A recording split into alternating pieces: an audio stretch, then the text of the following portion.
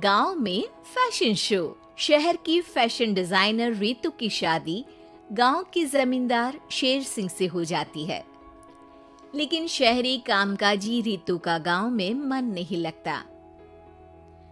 क्या सासू माँ, ये गांव में तो कुछ नहीं है, मेरा दिल ही नहीं लगता यहाँ, क्या करूं मैं? अरे बेटा, जहाँ पति का कारोबार बीवी तो वही अच्छी लगती है ना। अब हम लोग इतने पैसे वाले हैं कि गांव में मेरे बेटे लायक लड़की ही नहीं मिली।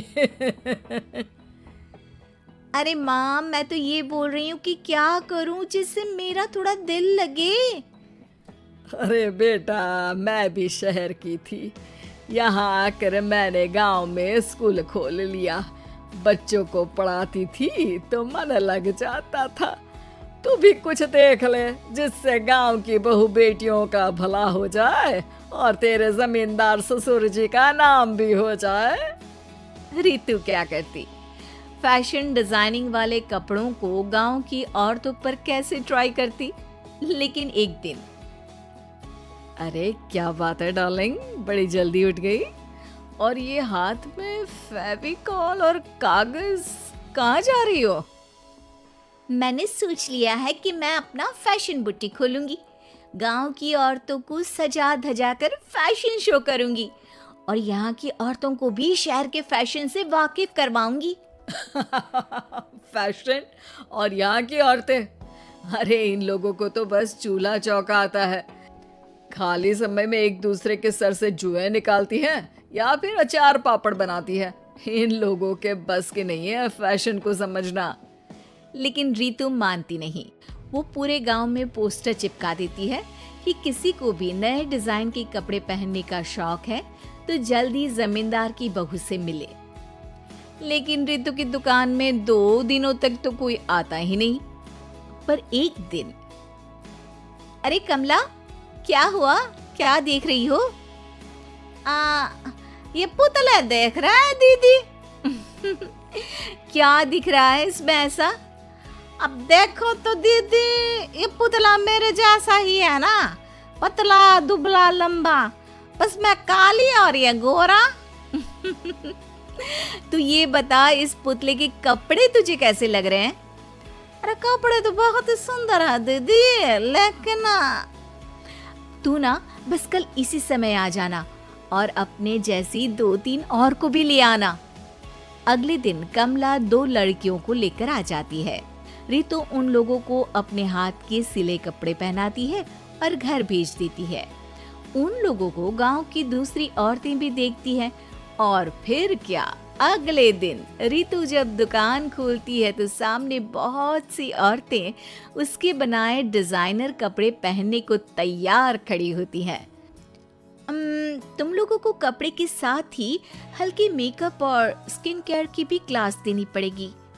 रितु गांव की औरतों को फैशन का ज्ञान देने में लग जाती है। एक दिन रितु का पति कहता है, अरे रितु, तुम्हारी फोटो पेपर में आई है। क्यों भाई, ऐसा क्या कर दिया मैंने? क्या लिखा है? अरे लिखा है गांव में होगा अब फैशन वीक। अरे हाँ, कल ना कोई फोन आया था मीडिया वालों का, तो मैंने भी बोल दिया कि फैशन शो तो अब गांव में होगा। लग रहा है उसी की खबर बना दी है। तभी रितु को एक फोन आता है। हेलो, कौन बोल रहा है? जी मैं काम्या बात कर रही हूँ लुक में फैशन वीक से। हम लोगों ने आपका काम देखा। हम शहर वर्सेस गांव का फैशन थीम में एक फैशन शो आपके गांव में करना चाहते हैं। अरे वाह, ये तो बहुत ही अच्छी बात है। मैं अपनी मॉडल्स के साथ शो में हिस्सा जरूर लूंगी।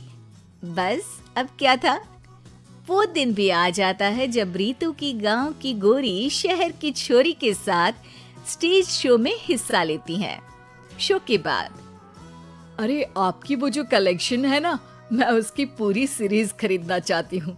सच में आपने वो कपड़े डिजाइन करे जो आज के लोग आसानी से घर और बाजार में पहन सकते हैं और बजट में भी है। हम भारतीयों के लिए तो ये डिजाइन बेस्ट है जी। वैसे आपने क्या सोच कर ये कपड़े बनाए और आप इसे कितना आगे और लेकर जाना चाहती हैं? औरतें और फैशन एक दूसरे के पर्यायवाची है। तो ये किसने कहा कि गांव की औरतों को डिजाइनर कपड़े पहनने का हक नहीं? मेरा मानना है कि शौक सभी औरतों में होता है। ज़रूरत है तो बस उसे जगाने की, उनके हिसाब और बजट के कपड़ों की, जो मैंने बनाए और सबको पसंद भी आए। अब रितु का गांव हर जगह प्रसिद्ध है, ना सिर्फ रितु के लिए बल्कि वहाँ की औरतों की फैशन के लिए भी। तो दोस्तों, अगर आपको ऐसी ही और भी मज़ेदार और चटपटी कहानियाँ सुननी हैं, तो मेरे चैनल को अभी सब्सक्राइब कर लो।